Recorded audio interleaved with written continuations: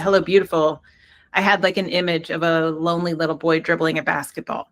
And that was really my first conception of the book. Like it started there. Very quickly after that, I knew there was going to be 4 sisters in it.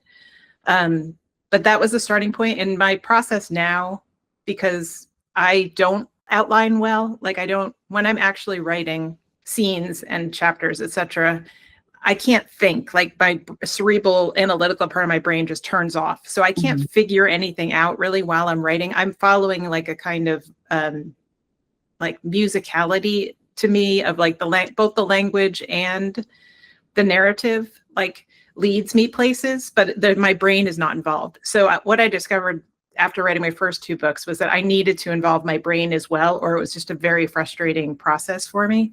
So my process now is that, so I have the idea for the lonely little boy, and I set this like invisible timer inside myself for 9 months. For 9 months, which I realize obviously is the length of a pregnancy, but wasn't the conception that I had initially. It just seemed like the longest that I could conceivably bear not to write, really, because what I love is the actual writing of the sentences.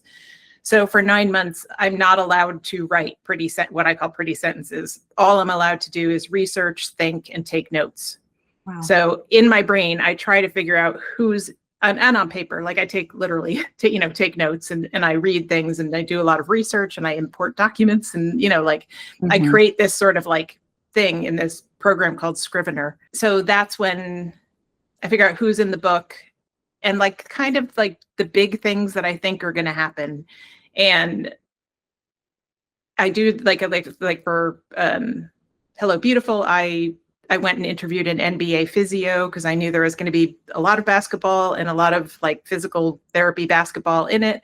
I already was obsessed with the history of basketball, so I had already been reading a lot of basketball, so that I knew that was going to go into the book.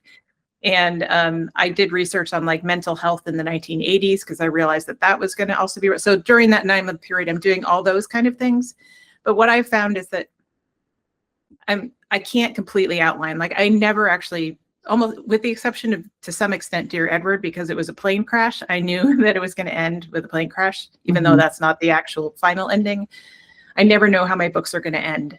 So what I knew, which leads to the time thing for Hello Beautiful, was that I knew it was William, and I knew that he grew up in this family that there was no love because of this tragedy that happened. I knew that he was going to encounter these 4 sisters. I knew that he somehow was going to become involved with more than one of the sisters, but I didn't know what that was going to look like. And then I also knew, or I had this strong idea that wouldn't shake, that something sad was going to happen to one of the sisters, like when they were in their 40s. Yeah. And so because I knew that before I started writing, I knew that I was going to have to get to this like 20 years hence. Once I was allowed to start writing, when I confronted the first chapter, I knew I had to start with this lonely little boy dribbling a basketball, basically. But I knew I needed to get him to the Padovano sisters by the end of the first chapter in order for this book to like be able to go where it needed to go, which meant I had to cover like 18 years in the first chapter. And then at various points, I knew that I had to get to this place where this was going to happen to this sister later, way later.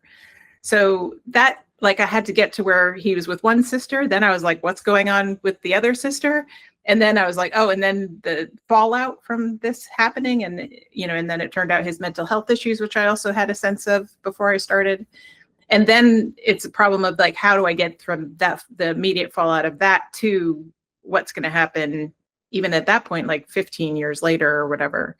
And then I have to cover time differently again. So that's it's like this, like the story has these things that I have to, it's a tent pole is how I think of it. Like there's the end of chapter 1 was a tent pole. I had to get to where he's at college with Julia. And then I have to get to the tent pole of like what is happening with these sisters and him. And then I have this ultimate tent pole, and I didn't know what was going to happen beyond that, but I knew that she was going to get sick and I had to get there. So those are the things that drive my, time management in the storytelling. Yeah. And I've always loved, I love John Irving novels. Like I always loved the big books that took you through like a sweep of a family's history. Like that's a favorite thing of mine. So although I don't have I feel like I end up having to write the story that like calls to me to write. So it's not like I could be like, this time I'm going to write a, 7-generation multicultural, like it just doesn't work for me that way. But like, it makes sense to me that I am drawn to that